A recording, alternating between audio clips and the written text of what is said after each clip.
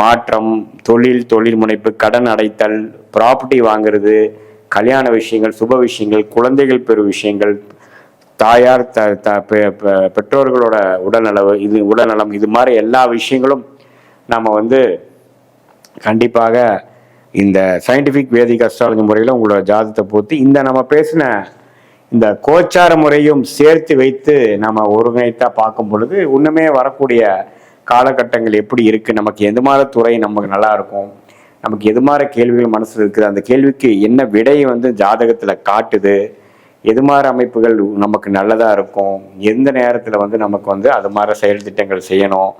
அதே மாதிரி பார்த்தீங்கன்னா ஒருத்தருத்தங்களுக்கும் ஒரு கிரகம் நல்லதா இருக்கும். இப்போ உங்களுக்கு ஒரு கிரகம் யோகமா இருக்கிறது பார்த்தீங்கன்னா எனக்கு அந்த கிரகம் யோகமா இருக்கணும்னு அவசியம் இல்லை.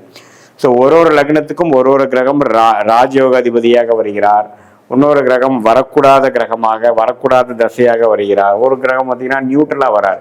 ஸோ உங்களுக்கு இப்போ போயிட்டு இருக்கக்கூடிய தசாபுக்திகள் எப்படி, எந்த நேரத்தில் வந்து நம்ம இன்வெஸ்ட்மெண்ட்ஸ் நிறையா பண்ணலாம், எந்த நேரத்தில் ரிஸ்க் எடுக்கலாம், எந்த நேரத்தில் நம்ம டக்குன்னு நம்ம வந்து அதை குறைச்சிக்கணும் அப்படிங்கிறதெல்லாம் உங்களுடைய கர்மா சார்ட்டில் வரக்கூடிய அமைப்புகளை பார்த்து செயல்படும் பொழுது அதிக சேதாரங்கள் இல்லாமல், அதிக விரயங்கள் இல்லாமல், தேவையற்ற பொருள் விரயங்கள், தேவையற்ற சமய விரயங்களை தவிர்த்து நமக்கு என்ன பிராப்தம் இருக்குதோ அந்த பிராப்தத்தை எந்த விதத்திலும் டிலே இல்லாமல், கன்ஃபியூஷன் இல்லாமல் அதை பெற்று போடும் பொழுது நம்மளுடைய முன்னேற்றங்கள் தடை இல்லாமல் வரக்கூடிய அமைப்புகளும் எந்த விதத்திலையும் நம்ம எதிர்நீச்சல் போடாமல் எளிதில் வாழ்க்கையில் வெற்றி பெற முடியும் என்று சொல்ல விரும்புகிறேன். மீண்டும் மற்றொரு காணொலியில் சந்திப்போம். நன்றி, வணக்கம்.